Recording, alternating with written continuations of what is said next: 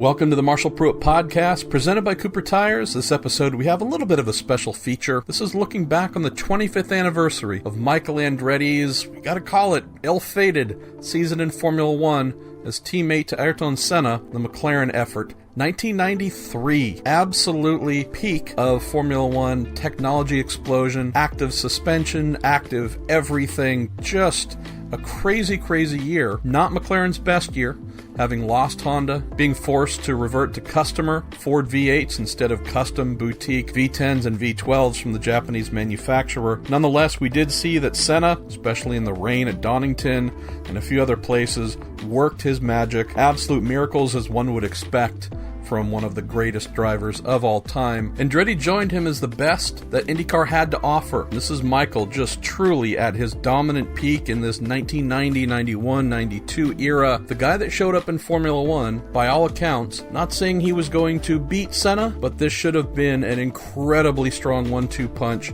Someone who should have had many podiums, possibly a win in this rookie season of his. None of that panned out. If you know the story, some of the story, if you followed it back in 1993, you know that there are a lot of reasons given for why Michael did not succeed. Most of them were lobbed in his direction alone. He wasn't committed enough. He didn't live in Europe, etc., etc. At least listening to Michael's insights, as much as he was willing to give, we sat down in March of 2018, and then also with his father, Mario, which I've added as a second aspect to this interview. You might learn some new things.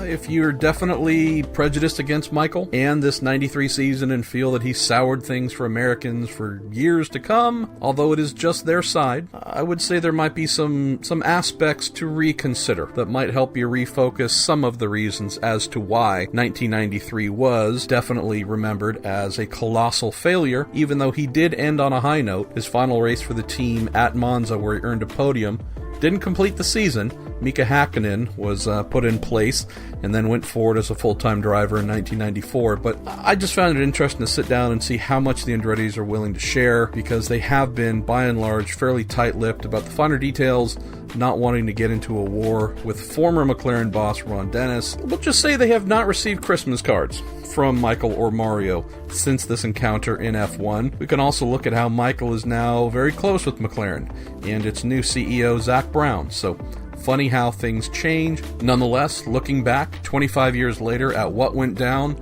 and why America's best open-wheel driver was not able to succeed in Formula One, hope you might enjoy this little bit here. You know you can get every episode of the Marshall Pruett Podcast on iTunes, on Podbean, Google Play, also on Spotify, through a variety of content aggregators like Stitcher, and also on our Marshall Pruett Podcast Facebook page, which I would urge you to join.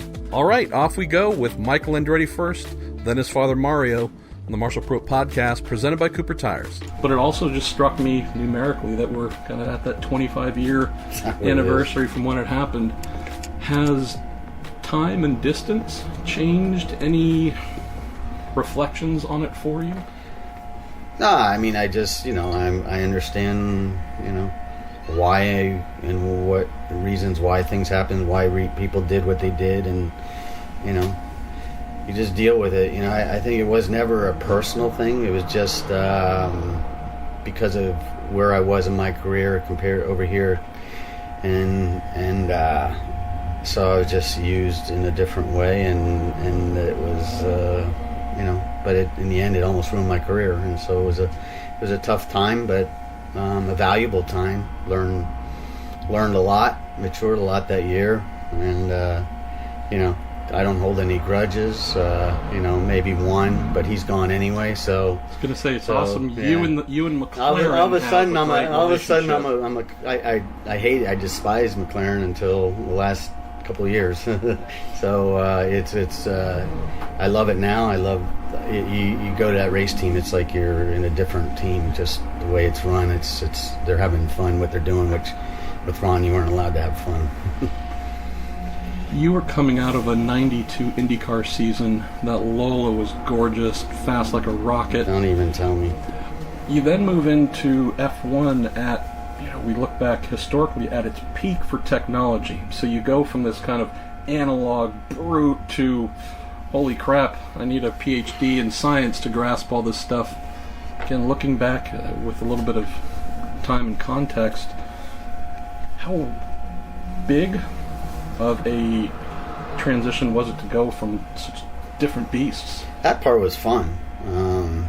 It was because you could get the car to do whatever you wanted. So I had a blast with that. But unfortunately, my car didn't always do what it was supposed to do. So that was a lot of times a problem. And everybody's like, I don't know why. Yeah, right. You don't know why. But anyway, it was. But that was fun. I mean, the debriefs were very long because you literally went corner to corner from the moment you get on the brakes and, okay, I want the back end to come down right when I touch the brakes, and I want to start to put left front weight as you get into, you want to lower this. I mean, it was like phenomenal. You could do whatever you wanted. It was amazing, and that part was fun as a driver, So, and it was fun being in debriefs, me and Senna talking about it together. What if we do this here? It was good. What do you recall of coming in and working with Senna, because you were coming in king of what we were doing here, man, right? I mean, there was no... That was tough to leave, that was a moment. There was a moment where, okay, it's time to sign, and I'm like, Dad, there's something, I don't know, man, I could stay here and rack up a record, because I'm like, next year we're going to win literally every race. I just knew it, and because we're going to have the reliability and stuff. You're crazy if you don't do it. I'm like, all right. So then I did it, and it's the last time I ever listened to Dad. any advice like that. But, it was, it was a tough decision. But it was cool experience. I can say that I raced with Senna as my teammate, enjoyed it. We became friends. He for one said that I was one of his best teammates, but nobody even knew it. And, he even had a press conference after I got let go, how bad I'm treated, that it was wrong the way I got treated, and that was cool that he did that for me. He didn't need to, and he was so good. Like I was being compared to the best. There. It was cool when I was quicker than him in certain corners and stuff. And it was never on a race weekend because my car never did the same thing at a test. But at tests, I'd always be right there with him, literally within a tenth. But I go to a race and mysteriously I'm like 2 seconds off the pace, and it's like, I qualify at a race and last, and then we go to test the day after the race, and I'm running pole speeds with Senna. It's like, okay, but anyway, it was a cool experience to be able to race with Senna, and I knew that I was being compared to one of the best ever, and there was times when I was right there on pace with him. The fact that he respected you said a heck of a lot. Yeah, exactly. And it meant a lot that he did that. One thing that, I don't know if you read it or listen to it, there are a lot of people who freely tell you if you had only done X different, then things would have been different. Do you buy into any of that? If you moved to Europe, etc., I wouldn't have done anything. No, I wouldn't have done one thing. It was like, people are clueless. Me and being there. First of all, when I was there, they're like, okay, you guys need to leave. When I was at the shop, and I was like, okay, and then so what was I gonna do? Put on my thumbs? And I never got off the time zone. I'd be there with. Thank God for the Concord, because I could be there and door to door 6 hours from my house to their house. So I was like, shit, take you that long from Monaco. So it was no problem there. I just laugh when I see people. They just so clueless, but they just loved using that. That's the excuses everybody uses, but nobody knows the truth of everything that's happened. And I can't put my finger and say for sure, but I know. That's one of those, I'm going to write my autobiography, but it can't be published till after I'm gone, kind of. Exactly. That's exactly right. Mm-hmm. Last question for you on this, Michael. So, 25 years. And again, I know that you obviously did not get everything you wanted out of that season. Wasn't as if there weren't some highlights and that you didn't show folks that, when things were going right, you not only belonged, but you were right up front. Is that any salve in whatever wound there might have been? Or? Thank God at least I can say my last race I was on the podium. That's cool. So that was cool. But I could have been on a podium so many times that year with so many things happening, and but you know, it was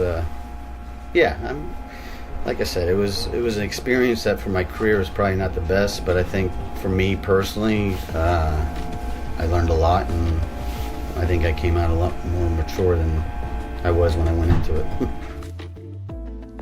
This was the most misunderstood situation you could ever have. Number one, the best way I can say it to begin with is that he went with the best possible team at the worst possible time.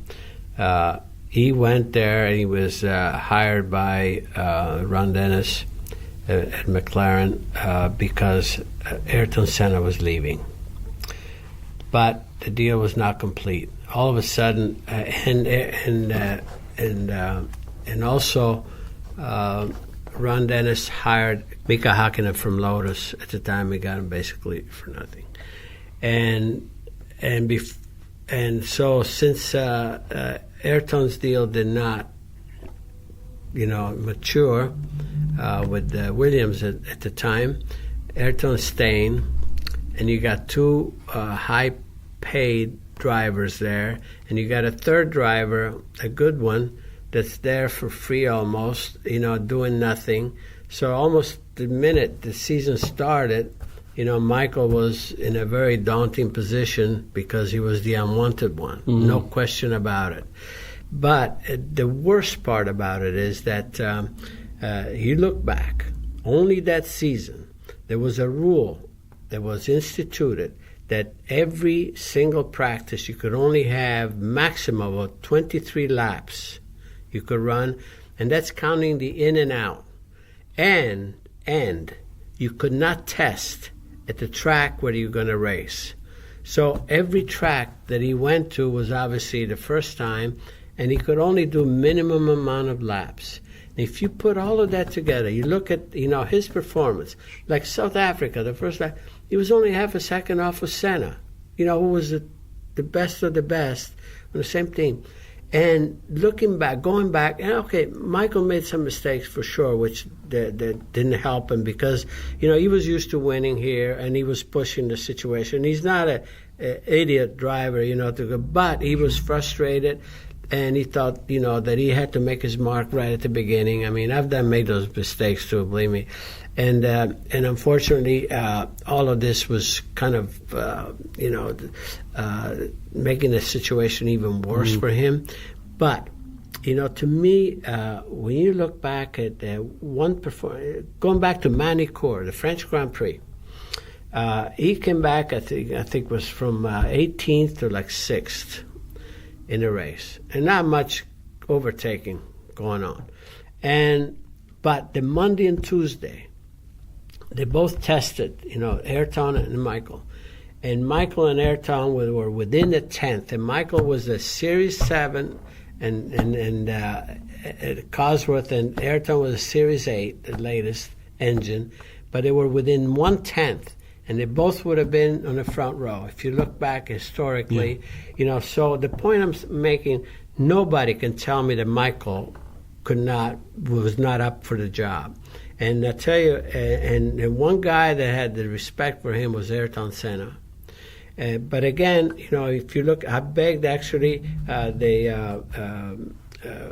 he was not fired from them, but he from McLaren. To make it clear, Ron Dennis, the way I understand, told him that he could not renew his option until probably November, but he wanted to give Mika Hakkinen a couple of races before the end of the season. He said, so I'll have Mika in Italy. And I said, please, let him at least do Italy, just for me. And he did.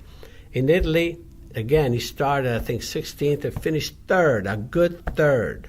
You know what I mean? You don't discard somebody like that and tell him, he didn't belong. Michael would have been world champion probably the following year, because knowing all the tracks and everything else. So I'll argue that point with anyone that wants to talk about it, as far as Michael's ability to be in Formula One. And every test that they did up to that point, even with Mika, he was quicker than Mika, by the way. So, he took they obviously, they had to save their face, and if Michael, here's the thing, if Michael would have been more patient and he would have probably had the passion for Formula One that I did, he would have probably said to Ron, it says, Ron, I want to drive for you, I'll wait and see which way Ayrton goes. And Ayrton did go to Williams the following year. Michael would have been given the contract again. But Michael, he felt that they didn't want him, so I'm out of here, and they said I'm coming back to the States. So it was Michael's fault not to be, to want to pursue that. I said, you know what, like when I went to Formula One, I figure I'm just going to give a few years of my career, I got to give it full time, because I did it part time for a while. I said I got to give it a good shot.